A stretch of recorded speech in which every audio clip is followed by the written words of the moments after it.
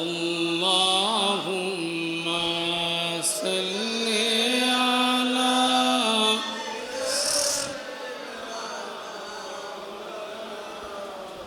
وعلى علي مولانا در شب معراج بودی جبرائیل اندر رقاب فنهادا بر سریر گنبد راتوی اللهم صل على مولانا محمد وعلى مولانا محمد صلاة يا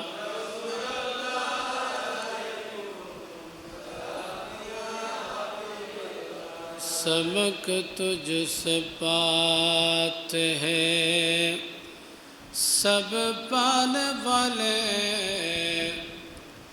मेरा दिल में समो कदे दसमकाने वाले सलातुनिया अलैकुम कतिले कंदर बुरान इदिल मगर कुर्बान अबरू या मुहम्मद सलातुनिया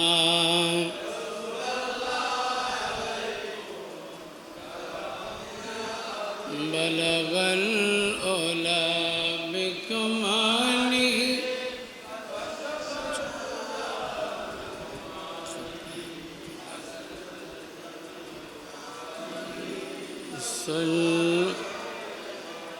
بلغ العلا بكماله حسنت جميع خصاله بلغ العلا بكماله كشفت بجماله حسنت جميع خصاله لا إله إلا الله بسم الله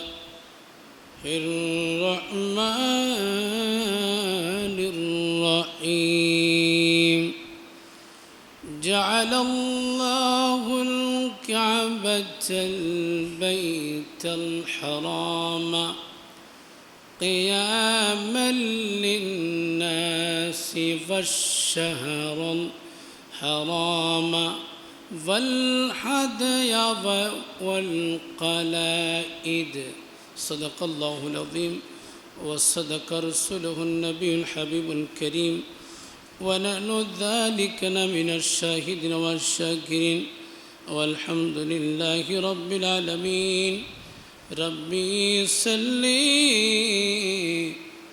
وسلم وبارك عليه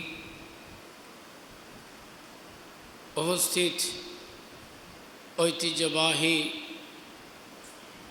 এই বুজুর্গি ফুলটুনিয়া শাহী জামে মসজিদের সম্মানিত আরাকিন মুসল্লিয়ানে কেরাম উপস্থিত মুহিব্বিন আশিকিন সামিঈন সম্মানিত মুরব্বিয়ানে কেরাম রহমানি ওয়া রাহমাকুমুল্লাহু তাআলা ফিদ দারাইন মহান রব্বুল আলামিনের দরবারে অসংখ্য অগণিত বেশুমার শুকর আদা করছি যে মহান রব্বুল আলামিন হাকামুল হাকিমিন দয়া করে মায়া করে মেহেরবানি করে পৃথিবীর শ্রেষ্ঠতম জায়গা আল্লাহর ঘর মসজিদে আজ জিলহজ চাঁদের দ্বিতীয় জুমা আদায় করার মানুষে সেজদা করবার মতন সুযোগটুকু দান করেছেন। সকলে মোহাব্বতে বলুন আলহামদুলিল্লাহ। লক্ষ কোটি গুণ সালাতুসসালাম পেশ করছি পৃথিবীর সৃষ্টির প্রধান আকর্ষণ কুল কায়নাতের নবী আকা মৌলা তাজুদার মদিনা হুজুর পুরনূর মুহাম্মদুর রাসূলুল্লাহ সাল্লাল্লাহু তাআলা আলাইহি ওয়াসাল্লামের উপর বিনা দরখাস্তে যে নবীজির উম্মত হওয়ার সাআদত সৌভাগ্য অর্জন করেছি, আরেকটুবার শুকরিয়া চান পড়ে আলহামদুলিল্লাহ। সম্মানিত মুসল্লিয়ানে কেরাম, এই মাস অতীব গুরুত্বপূর্ণ মাস। আজ আমাদের থেকে জিলহজ চাঁদের আজ 11 তারিখ দিনগত চলমান রয়েছে। খুবই গুরুত্বপূর্ণ সময়টুকু আমাদের থেকে অতিবাহিত হতে চলেছে। অনেকে আল্লাহ তাআলা যাকে তৌফিক দিয়েছেন, আল্লাহর রাস্তায় কুরবানি করেছেন, কুরবানি করার যাদেরকে আল্লাহ পাক তৌফিক দিয়েছেন, এই কুরবানি করে আল্লাহ তাআলা কবুল করুক, বলুন আমিন। যেটা ইসলামের প্রাথমিক যুগ থেকে সিস্টেম অনুযায়ী বিভিন্ন ধাপে বিভিন্ন সিস্টেমে কুরবানি ইতিহাস ছিল। আস্তে আস্তে এই পর্যন্ত ইসমাঈল আলাইহিস সালামের সেই কুরবানির বদৌলত আল্লাহ পাক ইব্রাহিমের জন্য জান্নাত থেকে জান্নাতি দুম্বা পাঠিয়ে ইব্রাহিম আলাইহিস সালামকে খুশি করে দিয়েছেন, আলহামদুলিল্লাহ। সেই সুবাদে আল্লাহ পাক এই যে কুরবানি যাদের উপর তৌফিক দিয়েছেন, যথাযথ পরিমাণ যাদের কাছে তৌফিক আছে তাদের উপর কুরবানি করা ওয়াজিব। ৭.৫ তোলা স্বর্ণ, ৫২ তোলা রূপা পরিমাণ অর্থ টাকা থাকলে তাকে কি দিতে হবে? কুরবানি দিতে হবে, তার উপর কুরবানি ওয়াজিব। সাহাবায়ে কেরাম জিজ্ঞেস করলেন, ইয়া রাসূলুল্লাহ কুরবানি কি? আমার রাসূল পাক সাল্লাল্লাহু আলাইহি ওয়াসাল্লাম বলছেন, কুরবানি ইব্রাহিম আলাইহিস সালামের সুন্নাহ। সুবহানাল্লাহ। অথচ এই দিন গতকাল একটা ভিডিও ক্লিপ দেখলাম, মঈনুদ্দিন হিয়াজুড়ি নাকি মিয়াজুড়ি বলে, তিনি বলছেন কুরবানি নাকি করা এটা কোরআনে নাই। বলুন না নাউজুবিল্লাহ। কোরআনে নাকি কোথাও পাই নাই, হাদিসও নাকি নাই, এটা আমার জানা নেই, এগুলো আমি করি না। এই সমস্ত বিয়াদবদেরকে জনসম্মুখে এনে যদি দূররা মারতে মারতে শেষ করে দেওয়া হয়, তাহলে সত্যিকার অর্থে মানুষ এখান থেকে শিক্ষা নিবে। কথা বলুন ঠিক কিনা? কিভাবে অস্বীকার করতে পারে? কুরবানি করা নাকি এগুলো কোরআনে নাই, হাদিসে নাই। তুমি কোরআন কোত্থেকে পড়ছো, হাদিস কোত্থেকে পড়ছো? আস্তাগফিরুল্লাহ। আল্লাহ তাআলা এই ভণ্ড প্রতারক থেকে আমাদেরকে হেফাজত করুন। এই ভণ্ডগুলোর কারণে আজ ইসলামের তেরাটা বাজতেছে। এই ভণ্ড বদমাশগুলোর কারণে আহলে সুন্নাত ওয়াল জামাতের তেরাটা বাজতেছে। এগুলো পরিচয় দিচ্ছে আর আহলে সুন্নাত ওয়াল জামাত।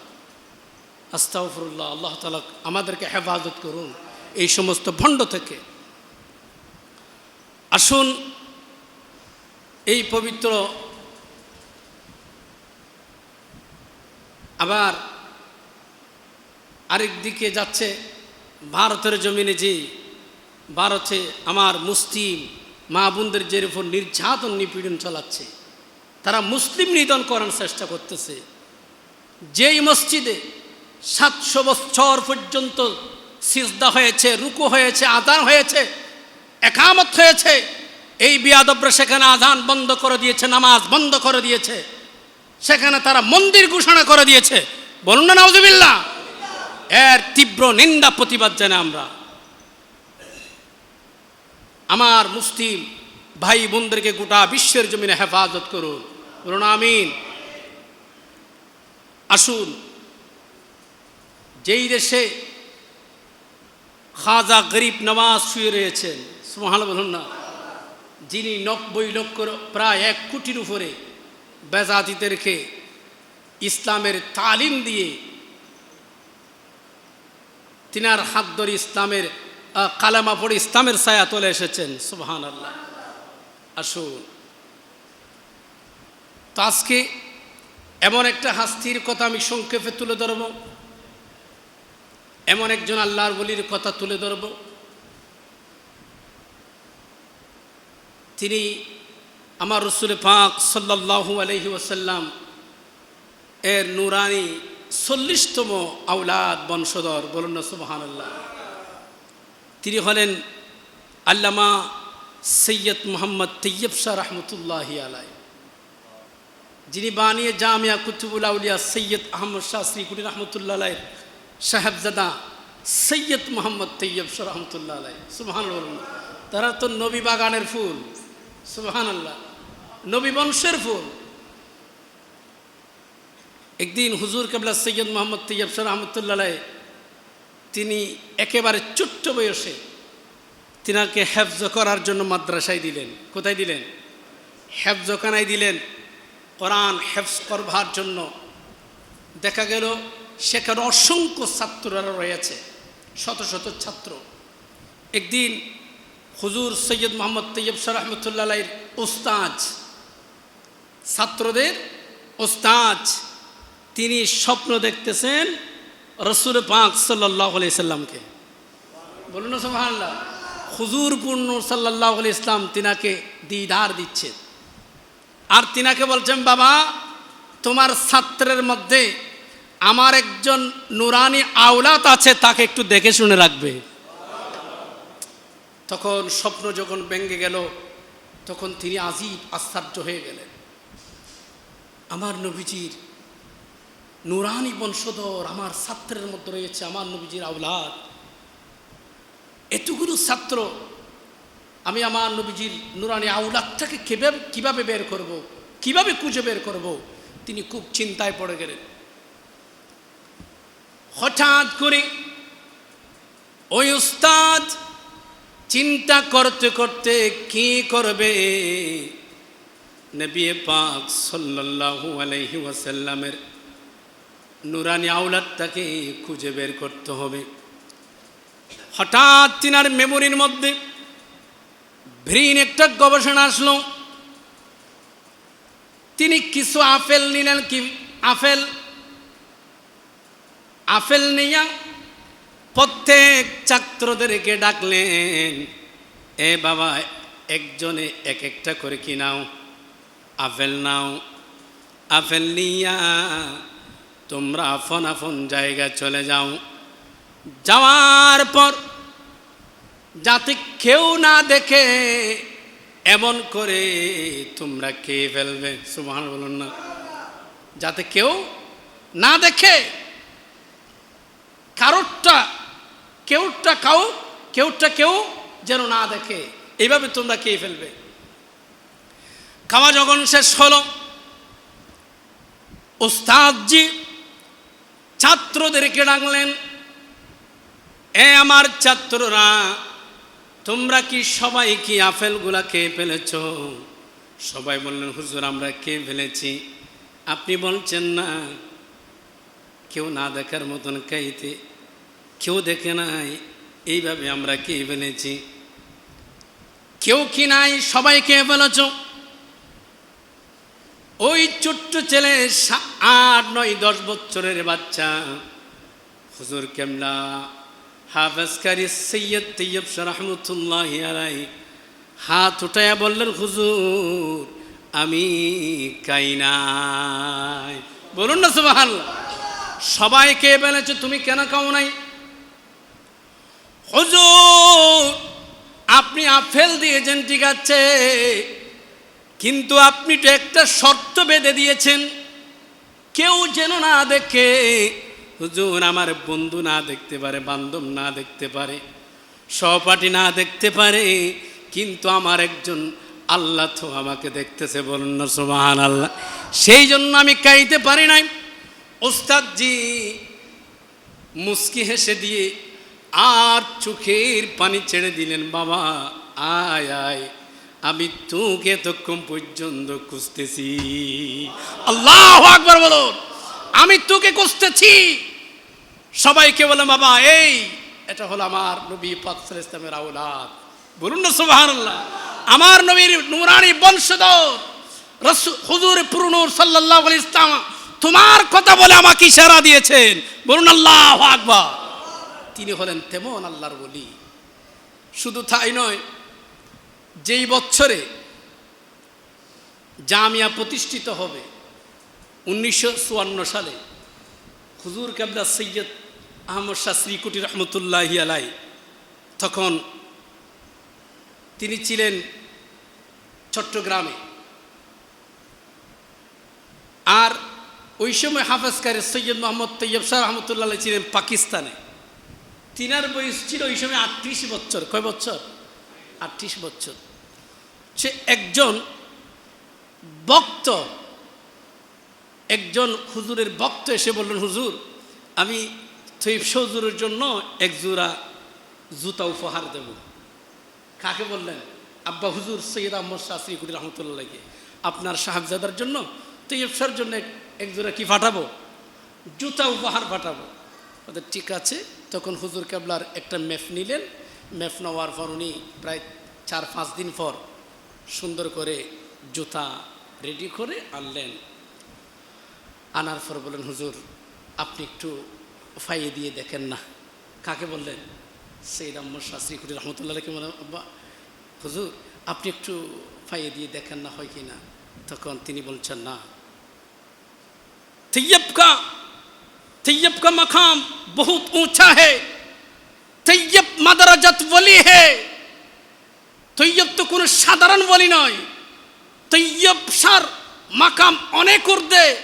শুধু তাই নয়, তৈয়ব তো কোনো সাধারণ ওলি হয়ে আসা নাই, তিনি মায়ের গর্ভ থেকে ওলি হয়ে এসেছেন। সুতরাং তিনার পায়ে তিনি যেখানে জুতা তিনি যেই জুতার মধ্যে পা রাখবে সেখানে আমার কদম রাখা সম্ভব নয়, বলুন না সুবহানাল্লাহ।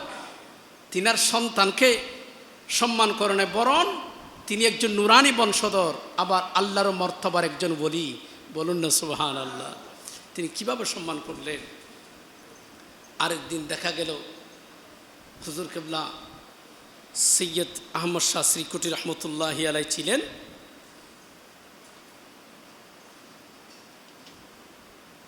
চট্টগ্রাম আলহাজ ইঞ্জিনিয়ার আব্দুল খালেক সাহেবের কোহিনুর প্রেস সংলগ্ন বাসায় অবস্থান করছিলেন। এমন সময় দেখা যাচ্ছে, আর এইদিকে হুজুর সৈয়দ মোহাম্মদ তৈয়ব শাহ রহমতুল্লাহ আলাই পাকিস্তানে শ্রীকুট দরবার শরীফে। তো হুজুর কেবলা সৈয়দ মোহাম্মদ তৈয়ব শাহ রহমতুল্লাহ আলাই সেই পাকিস্তানে শ্রীকুট দরবার শরীফে দেখতেছে সৈয়দ আহমদ শাহ শ্রীকুটি রহমতুল্লাহ আলাইহির যেটা হুজরা আছে, এই হুজরাটা খোলা দেখতেছে, সুবহানাল্লাহ বলুন না। তখন হুজুর কেবলা সৈয়দ মোহাম্মদ তৈয়ব শাহ রহমতুল্লাহ আলাই আব্বা হুজুর সৈয়দ আহমদ শাহ শ্রীকুটি রহমতুল্লাহ আলাই হুজরা পাক খোলা দেখে তিনি সেই হুজরার মধ্যে ঢুকে গেলেন। ঢুকার সাথে সাথে দেখি ঘরখানা হুজরাখানা এক নূরানি আলোকিত হয়ে গেল, আর মেশকাম্বরের খুশবু আসতেছে।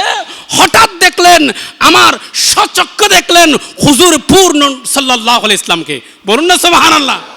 সচক্ষে সাক্ষাৎ হলো, দর্শন লাভ হলো, অনেক কথা হলো। তারপর হুজুর পূর্ণ সাল্লাল্লাহু আলাইহি ইসলাম তিনাকে দুটি সূরা নির্দিষ্ট করে 2 রাকাত নামাজ পড়তে বললেন। নামাজ শেষে হঠাৎ করে হুজুর পাক সাল্লাল্লাহু আলাইহি ওয়াসাল্লাম গায়েব হয়ে গেল। তো তিনা কি ইশারা দিয়েছেন, এই দফতর থেকে আল্লাহর ওলিদের দায়িত্ব বন্টন করা হয়, সুবহানাল্লাহ বলুন না। এই দফতর থেকে আল্লাহর ওলিদের দায়িত্ব বন্টন করা হয়। আর এই দফতরের এই প্রধান হলেন সৈয়দ আহমদ শাহ শ্রীকুটি রহমতুল্লাহি আলাই। তুমি একটু জানিয়ে দিও সবাইকে। তখন কিছুক্ষণ পর হুজুর কেবলা সৈয়দ তৈয়ব শাহ রহমতুল্লাহ আলাই দ্রুত একটা চিঠি লিখলেন। চিঠি লেখে পাঠালেন এই বাংলাদেশের চট্টগ্রামের উদ্দেশ্যে পাঠালেন, যেটা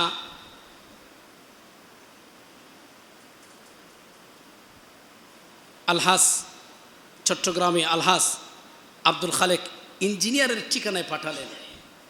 তখন দুপুরের পর হলো, খাবার গ্রহণ করার পর আলহাস আব্দুল খালেক ইঞ্জিনিয়ার সাহেব তিনি চিঠিখানা গ্রহণ করলেন। গ্রহণ করার পর তিনি হুজুর সৈয়দ আহমদ শাহ শ্রীকুটি রহমতুল্লাহ আলাইকে হাতে দিলেন। তিনি এটা না দেখে দ্রুত এটা বালিশের ভিতর বালিশের নিচে ঢুকিয়ে রাখলেন। আসরের নামাজের পর যখন হলো, সবাইকে নিয়ে বসলো। বসার পর তখন আলহাস মাস্টার বদিউল আলম ছিলেন। বদিউল আলমকে বললেন চিঠিটা একটু বের করো। চিঠিটা বের করে বলে পড়ো। পড়তে বললেন। আর সবাই তাকিয়ে আছে, এখানে কি বলতেছে শুনি। সবাই তাকিয়ে আছে। তখন হুজুর কাবলা সৈয়দ আহমদ শাহ শ্রীকুটি রহমতুল্লাহ বললেন, মুঝে मालूम है, ये मुझे मालूम है, खत आपके लिए आया। এটা সম্পর্কে আমার আগে জানা আছে, এটা আমাদের জন্য এসেছে। আমার পরে যিনি এই সিলসিলার দায়িত্ব নিবে এটা বুঝাবার জন্য। বলুন না সুবহানাল্লাহ। তখন তিনি বলছেন, তোমাদের জন্য একজন নওজোয়ান পীর দরকার, তোমাদের জন্য একজন নওজোয়ান পীর দরকার। ওই পীর হলেন নওজোয়ান পীর হুজুর সৈয়দ মোহাম্মদ তৈয়ব শাহ রহমতুল্লাহি আলাইহি।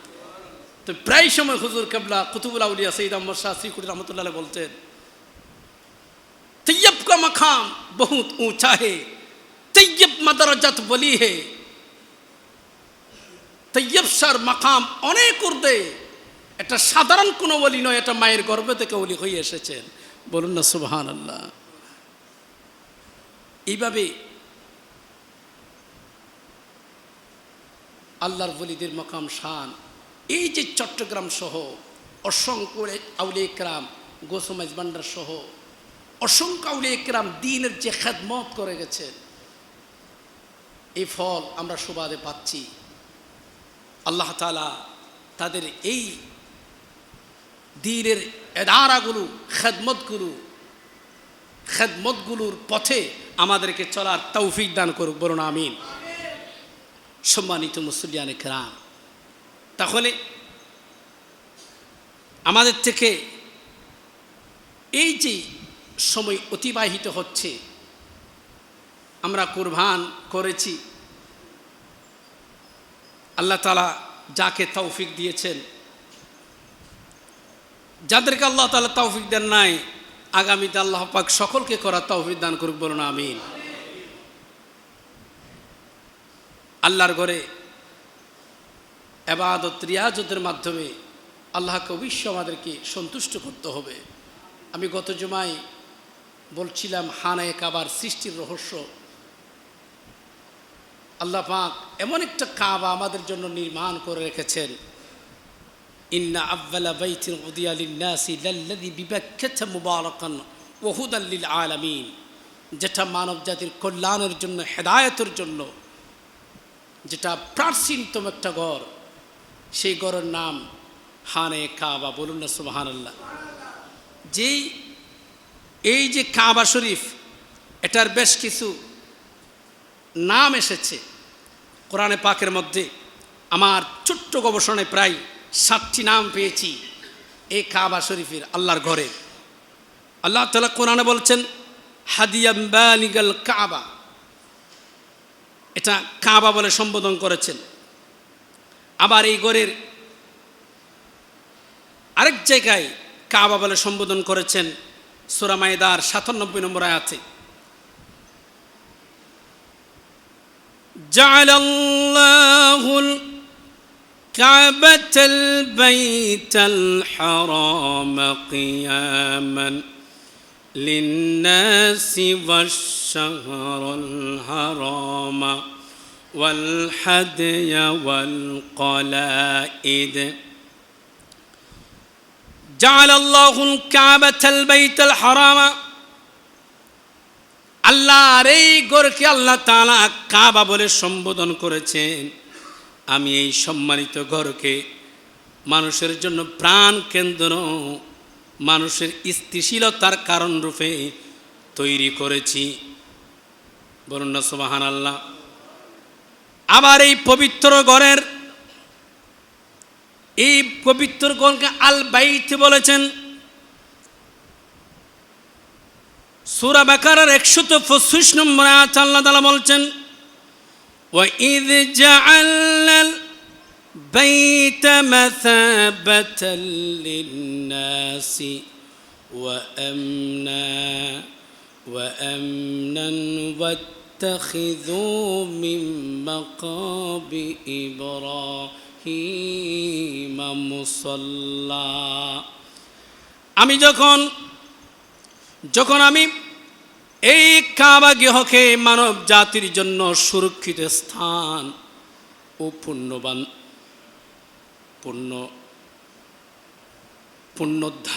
পুণ্যধাম হিসেবে গ্রহণ করেছিলাম, এবং তোমরা মাকামে ইব্রাহিমের জায়গাকে নামাজের স্থান হিসেবে নির্ধারণ করো। এই আয়াতে ওয়াইদ জাআলনাল বাইতা, আল বাইত বলেছেন আল্লাহর কাবাকে। এই ঘরকে আল বাইত বলে সম্বোধন করেছেন। আবার 3 নম্বর আল্লাহ তাআলা কোরআনে বলছেন এই ঘরকে বাইতুল্লাহ বলে সম্বোধন করেছেন। ওয়াহিদনা ইলা ইব্রাহিম ওয়া ইসমাঈল আন তাহিরা বাইতিয়া লিত-তাইফিনা ওয়াল আকিফিনা ওয়ার রুকআইস সুজুদ। আমি ইব্রাহিম ও ইসমাঈলের নিকট অঙ্গীকার নিয়েছিলাম যেন এই কাবা সৃষ্টির পর তাদেরকে তাওয়াফকারীর জন্য, ইতিকাফকারীর জন্য, সাজদাকারীর জন্য এই কাবাকে পরিচ্ছন্ন করবার জন্য বলেছিলাম। সুবহানাল্লাহ। এই ইব্রাহিম ইসমাঈল, এই কাবাকে পরিচ্ছন্ন করো, পবিত্র রাখো। কাদের জন্য? যারা তাওয়াফ করবে।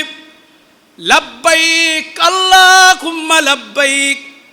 ওই কাবা দেখে দেখে যারা করে বলতেছে লাব্বাইক আল্লাহুম্মা লাব্বাইক, লাব্বাইক আল্লাহুম্মা লাব্বাইক, লাব্বাইক লা শারীকা লাক লাব্বাইক, ইন্নাল হামদা ওয়ান নি'মাতা লাকা ওয়াল মুলক লা শারীকা লাক। আল্লাহর ঘর দেখে দেখে এইভাবে ডাক দিচ্ছেন। আরাফাতের ময়দানে দাঁড়াইয়া আল্লাহর দরবারে লাব্বাইক আল্লাহুম্মা লাব্বাইক বলতেছে। আল্লাহ তুমি আমাদের জন্য হজ কবুল করো। আল্লাহ আমাদেরকে হানায়ে কাবা দেখার তৌফিক দান করো। সাথে সাথে সোনার মদিনার সবজ গম্বুজ দেখে সালাতু সালাম দেওয়ার তৌফিক দান করুন। যারা একবার গিয়েছে বারবার যাওয়ার তৌফিক দান করুন। যারা একবারও যান নাই তাদেরকে মুসাফির হিসেবে কবুল করুন। এই যে পবিত্র ঘর, আল্লাহ তাআলা এই ঘরকে বাইতুল্লাহ বলেছেন এই আয়াতে। আবার এই পবিত্র ঘরকে বাইতুল আতিক বলেছেন। আবার এই ঘরকে বাইতুল হারাম বলেছেন। আবার এই ঘরকে বাইতুল মুহাররম বলেছেন। আবার এটাকে কিবলাও বলেছেন। বলুন না সুবহানাল্লাহ। বেশ কিছু নাম আল্লাহ তাআলা কোরআনে উদ্ভিদি দিয়ে এই ঘরের নাম রেখেছেন। আল্লাহ তাআলা আমাদেরকে এই কথাগুলোর উপর আমল করার তৌফিক দান করুক। আমাদেরকে নামাজি বান্দা হিসেবে কবুল করুন। আমাদেরকে মুত্তাকি হিসেবে কবুল করুন। যেন যাতে আমাদের ভিতর যেন অহংকার না থাকে, ফখর না থাকে। আমাদেরকে গীবত থেকে দূরে থাকতে হবে। আমি প্রায় সময় বলি মিথ্যা থেকে দূরে থাকতে হবে, কারণ মিথ্যা বলা মহা পাপ। অহংকার করা, গীবত করা, চুগলখড়ি করা। আপনি যত সিজদা দিচ্ছেন, সিজদার কাজ হবে না যদি আপনি গীবত ত্যাগ না করেন, চুগলখড়ি ত্যাগ না করেন, মিথ্যা ত্যাগ না করেন, বানোয়াটি ত্যাগ না করেন, মানুষের সম্পদ আত্মসাৎ করা যদি ত্যাগ না করেন, আপনার হাজার সিজদা কাজ হবে না। আল্লাহ তাআলা আমাদেরকে হেফাজত করুন সব কাজ থেকে, মুত্তাকি বান্দা হিসেবে কবুল করুক। আমিন। ওয়া আখিরু দাওয়ানা আলহামদুলিল্লাহি রাব্বিল আলামিন। ওয়াসসালামু আলাইকুম ওয়া রাহমাতুল্লাহ।